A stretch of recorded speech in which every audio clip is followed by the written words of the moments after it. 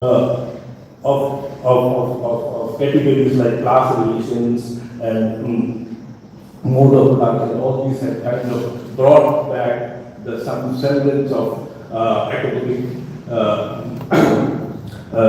relevance in academic activities. Uh,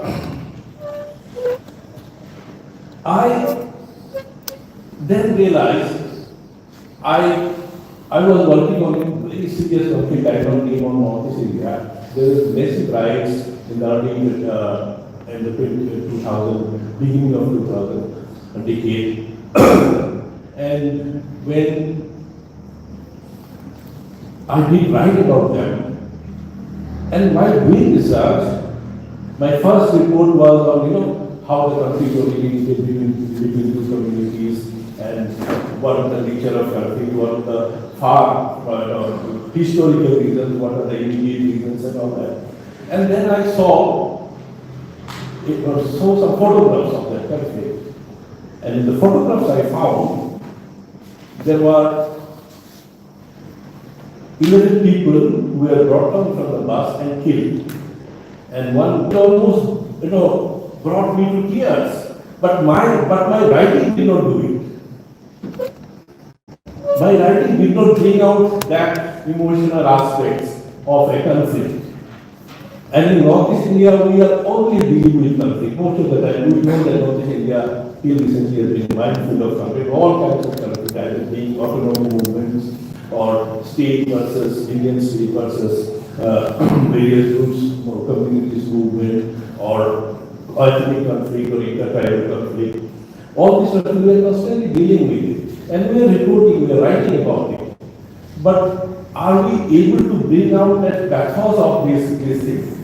The way the picture moves me while my report doesn't move. Then I found there is some structural problem in my social science perspective and social science research. I am not able to bring out that pathos that is necessary to make people to understand the nature of a conflict. It's not that in a conflict 10 people killed and 20 people injured and the historical reasons are these, immediate reasons are that, and the results are that, and do a recommendation if you do this is perfectly resolved. This is not social services, but it doesn't bring out the complications, the emotional side of the conflict. So while reading because I'm basically a historian, reading my investigations, I found that this very old debate between historians and social science, other social scientists, whether this is a social science or not. So I thought that debate becomes more necessary now.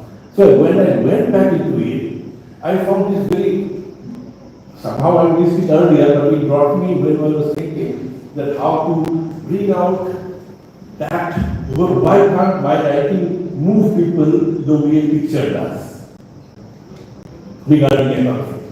When a mother loses the son or a son loses the parents in a conflict, the bloodshed. Otherwise, it does become an accumulation and fact, as Gary said and Joe said, and statistical jugglery. I found Mark Bloch in the 1940s had already talked about that history cannot be a social science. We cannot call it a social science. He called it a human science. Our Professor Guha and others will hear me out that human science, because he said history deals with people, and people are an embodiment of sentiments, emotions, and sensibilities. And if all these are not brought out, then history becomes a very dry discipline. It becomes only a narrative of events and individuals. I want to extend it to other social sciences, at least, and see whether it is possible to call all social sciences, especially political science, sociology, and the human sciences. Now, how do you bring that? How do you do that? He has not prescribed that. I want to mention a particular example that he gave. What is the difference between human science, and other social sciences. He gave, I'm just realizing his example, that if you want, you want to play a flute or make a flute. The flute produces the most moving sounds of all musical instruments. And how does it do it? Simply, in Indian context, there is a piece of bamboo and you make some holes in it. And it produces that sound which moves you emotionally. It can bring you immense joy. It can bring it out to tears simply by its sounds. But is it so easy to make a flute? He brings a distinction that you call a carpenter and ask him to make holes in the bamboo. What do? He uses an instrument or a drilling machine and make 7 holes in the bamboo. But will it produce that sound that a bamboo makes? It will not. I had an encounter while coming from Delhi. I think my next week was one of the greatest flute players of India, Harinchal Chaurasia. So I talked to him. He said he's coming to Kokrajhar. While talking to, I said, Kokrajhar, why? He started to bring my flute from there. I came to know that he takes his flute from Kokrajhar of Assam. He said the best bamboo flutes are found there. And he said, I'm going there, I'll stay there for some time and get the flutes, a number of them, and come back. And then he told me the intricacies, why he has to stay there. He said there are Boro flute makers, they go to the jungle, get the best bamboo, and they will, those bamboo flute makers who are basically flute players themselves. To be a flute maker, you have to be a flute player. This is something very important. An ordinary carpenter cannot be a flute maker. So what he will do, he will make those holes in the bamboo, and with each hole, he will blow into it, and through sense he will be able to see, does it produce the same sound or not, the sound that he requires. And after a lot of influence, there is this, all the holes produces the sound that he requires, and that sound is understood by his senses, not by his ears. And when the finished product is ready, it is a flute, it produces that sound which can make you happy, joyful, or make you burst into tears. And this is how flute is made. Then I understood what Margaret was talking, that to be a flute maker, you have to be a flute player. And this is the difference. To be a human scientist, how the difference between a human scientist and a social scientist is that since you are dealing with human being, you have to understand the human sensibilities. You have to produce the human sensibilities so that your social science becomes at least representative of what is happening, if not exactly the same, at least close to it. So you have to be, that is I call it, this is a social science job, it's a flute maker job. But in practical science it can be very difficult. How do you do it? I found, I'll again say, I looked into literature of Northeast India, of the period that I am dealing with. I found some of the writing that I have described things in sometimes 50 pages, sometimes 100 pages, sometimes 400 pages. And those things are described by those poets in 2 lines and through 3 lines, and in a more forceful and powerful way. I will give you one or two examples.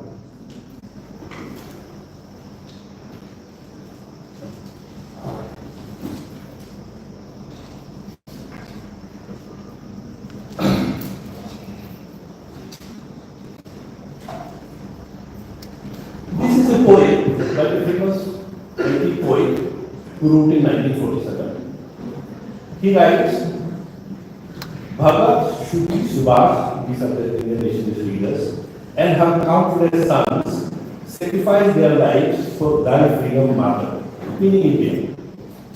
Now the tricolor flag of freedom flies. Let it remain flying as long as the sun and the moon. Mother, victory be to the mother. This is the rough translation of the Meitei poem. So, in 1947, when India becomes independent, this is how India is described as the Meitei poem. And little later, in the 1960s, another poet, a younger poet, writes another poem, and you can see the difference. Actually, there is not much explanation needed for this kind of poetry. If you read them, you know what they mean. While loitering in the desolate heat from the sky, a little bird shouted from above, "You are not free, not yet free." So we see the contrast. One is saying that victory to the mother who just got into, another is saying that yes, we realize now that we are not free. Because that is the time India was the British wanted to break away from India. This is that. And then an Assamese poet in the 19th period writes, it was better if we had the same assertion, independence and pride as before, than the sharply suspicious unknown aliens who descend suddenly and bring distraction, resulting in the acute fright, they are worse than sly frogs. This is the description of present Manipur by a young Manipur poet. He says, murder shootouts have become mundane. It has become everyday. Affair, nobody bothers about it. In Kangnam Park, that is Manipur, we don't think of a past or future. We only make sure our thinking has some substance or sanity. We only ensure our means are intact. Another one from same Manipur. Homeland, I left one sultry day, who left Manipur and lived somewhere else, of adolescence. I hear a wicked world now wage on our soil, and gory bodies dragged unceremonious through our rice fields, that they have dropped the body from the walkability, and the newly reached ruling our homes. I hear freedom comes there only if escorted by armed men. Sajal, we know it better because we have done a report on the tradition of Manipur. Like the militant had silenced every sound, and the timid afternoon was slinking out like peas from the stars. This is about Manipur. I'll talk about Mizoram then, since we are here. You know, there is this Mizo folk composition which I wrote about many times. A younger generation may not be knowing. Is that when India was becoming independent, there was dilemma whether Mizoram should join India or Burma become independent, because there was no clarity what is going to be the future of Mizoram. One folk composition under biblical translation is that, you know, if you join India, the rule of the chiefs will continue. And if we seek independence, the rule of the chiefs continue. If you remain in India, the chiefs will go, and chieftain will abolish. You know, such an important debate and political polarization of those who are familiar with Mizoram history, such a big mobilization, political crisis that was going on, just 2 lines explains. And I have written a book called Contesting Marginality, which is 400 pages, just writing the same thing. Same another Mizo poet, it is the new dispensation of Gandhi and Nehru. People say in Mizoram, people did not know about Gandhi and Nehru. But in 1946 itself, this is the poem where it talks about Gandhi and Nehru. This new dispensation of Gandhi and Nehru white masters, the her frogs have left for London. Now India is ours. This is about Mizoram. Another one from Mizoram. What to talk about this brief of our life? This is during the grouping brief days. Because I have found that the grouping, the trauma of grouping, very few outside North India understands. Really, very few, because Sunita is a film in it, I have written about it, Amrita Raghuswamy has written about it. Many people have written about it. But somehow people feel what's the big deal? But it's such a big deal, which only if you read this folk songs and folk songs that you understand. What to talk of this grief of our land? Departed are civilized, white-skinned mantles. O God, who succor the poor, I pray thee, set our tottering land on its feet again. His first and last two lines kind of shakes me, First, what to talk of this grief of our land. Set our tottering land on its feet again. Why is this land tottering? Very few people understand. This is again repeated many times, very popular among the earlier generation of middle citizens. Pity of pity, our villages are grouped. Now people don't know what is grouped also. Everywhere in Zoram, life has lost its beauty. Women, children and men gathered from every hill feel homeless and stranded like the young bird. In this new habitat, it is the group habitat, friends and loved ones have gathered. But I still pine for my old motherland. There is a village from where they have been, where the gentle prince still dwells. Another one, silent at the countryside, silent at the churches, where we sang our prayers with the near and dear ones. Lonely doves yearn for their mates. Village skies frequented by folk of birds now lie forlorn. One of them, last time when I came, we did the field work. I talked about this work. He said, yes, we do visit our ancestral villages now and then. Some of them, of course, they have gone back to their villages. He said, the villages we are born are brought up which are ancestral land, completely deserted. Burnt houses remain, no one goes there. He says, even the birds don't go there. Now, this is another one, this is from Nagaland, because this is also very, very common. It is read by the guitars and all that. This is focusing about a girl who was raped by the army man. Her name was Rose. She was a happy child. She went to the rice field, singing like a free bird. She was born of the rugged mountain. Then one day the soldiers came to her land. She was captured with shame. He took her dignity away. Shame, she took her own life. Since she has gone home where she belongs, but she will rise again to sing in glory and to tell her people her story. I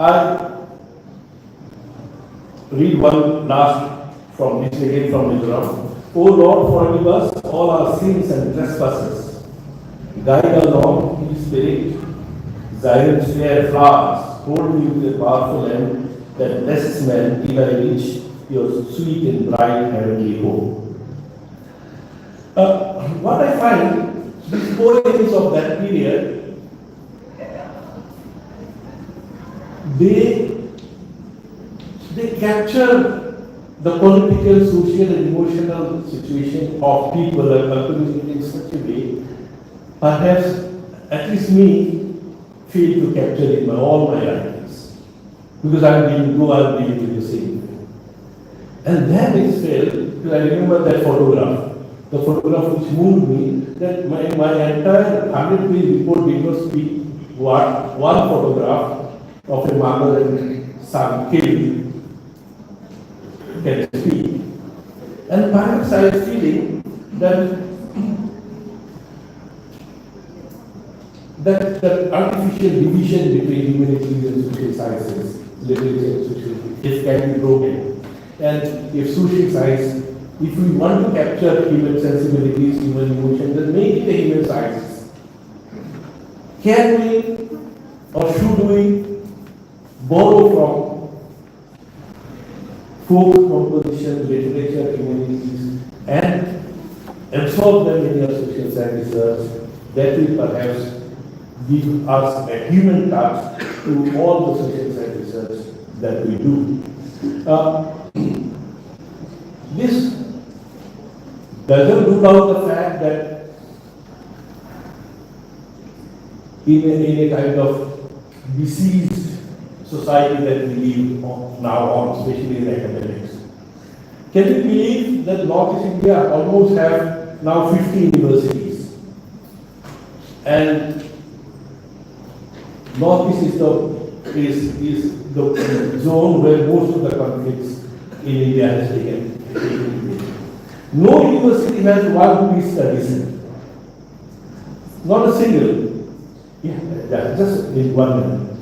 Not why there is no center for peace studies in any of these universities. This is puzzling. On the other hand, we have one counter-insurgency warfare institute where I myself taught there, of course, after that they threw me out.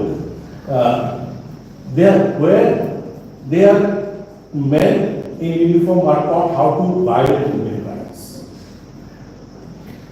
This is here in Mizoram, Thailand. This is perhaps the dilemma, and this is the crisis the social science research and studies goes on. So crisis is not from just out, not from employment and unemployment or anything. Crisis also from within the structural crisis within social science. Unless we convert social science into a human science, but perhaps one way of doing it is borrowing from people, their own sentiments and emotions which are expressed through poetry and song. Perhaps we will be able to give a human touch to our social science studies. Thank you.